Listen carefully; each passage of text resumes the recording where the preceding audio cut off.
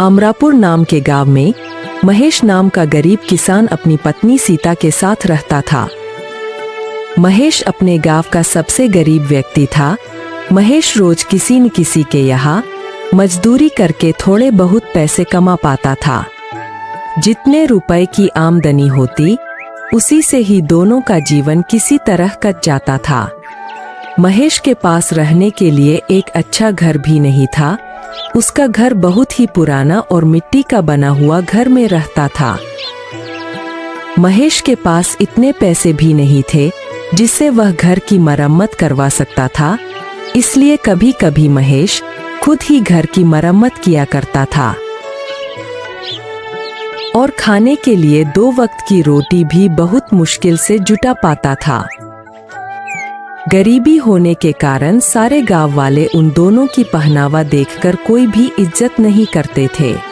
जिस नदी से सभी गांव वाले पानी लेते थे, अगर उस नदी से पानी लेने महेश या महेश की पत्नी सीता पानी लेने जाते तो सभी गांव वाले उन्हें भगा देते थे।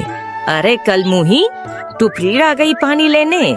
गलती से भी अपना मटके में पानी भरने की कोशिश मत करना।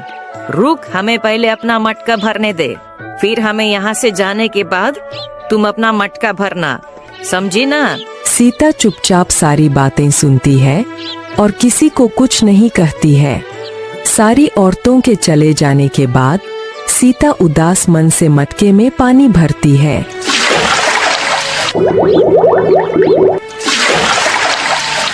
और घर जाकर अपने पति महेश से कहती है, हमारी क्या गलती है जो गांव वाले हमारे साथ ऐसा बर्ताव करते हैं? क्या गरीब होना गुनाह है? हमने तो कभी किसी का बुरा नहीं किया। अरे सीता, तुम चिंता क्यों करती हो? मैं हूँ ना। तुम देखना, एक दिन यही गांव वाले हमसे मिलने के लिए तरसेंगे। मजदूरी करके भी इतने पैसे नहीं कमा पाता जितने बाकी कमा लेते हैं, लेकिन तुम देखना, एक ना एक दिन हमारा भी लोग सम्मान जरूर करेंगे। महेश मेहनती होने के साथ साथ दिल का भी बहुत अच्छा इंसान था। वह कभी किसी के साथ बेईमानी नहीं करता था, यही उसकी सबसे बड़ी खूबी थी। बारिश का मौसम होने के कारण एक रात आंधी के साथ साथ बहुत जोरों की बारिश होने लगी।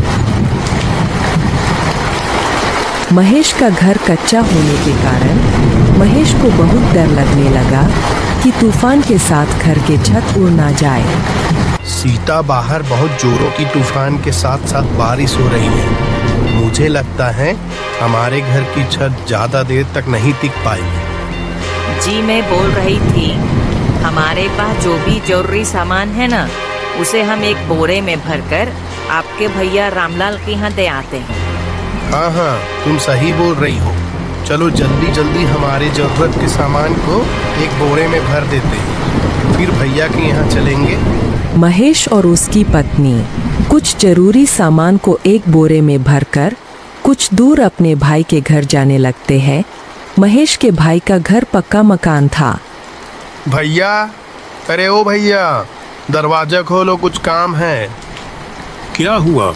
इतनी बारिश में यहाँ क्यों आए हो? भाई, तुम्हें मेरे घर का हाल तो पता ही है। सारा सामान पानी में भीग न जाए, इसलिए मैं कुछ अपना जरूरी सामान तुम्हारे घर में रखना चाहता हूँ। क्या? तुम्हारा सामान मेरे घर पर? नहीं नहीं नहीं नहीं नहीं, मेरी पत्नी मुझे बहुत डांटेगी। तुम जाओ, अपने घर में ही रहो। महेश का भाई गुस्से में अपने घर के अंदर चला गया। महेश और सीता दोनों दुखी होकर अपने घर लौट जाते हैं। दोनों पूरी रात अपनी सामान की रखवाली के लिए रात भर नहीं सोते हैं। सुबह हुई, अब तक बारिश बंद हो चुकी थी। अब ऐसी बरसात के मौसम में महेश को एक भी काम नहीं मिल पा रहा था।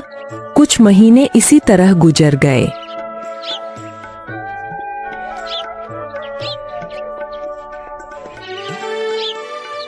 एक बार महेश के गांव में कुछ अमीर व्यक्तियों ने एक सप्ताह गांव में मेला लगवाया।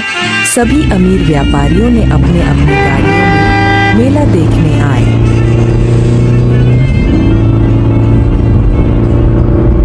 तभी एक व्यापारी अपनी गाड़ी से गांव में आ जाता है।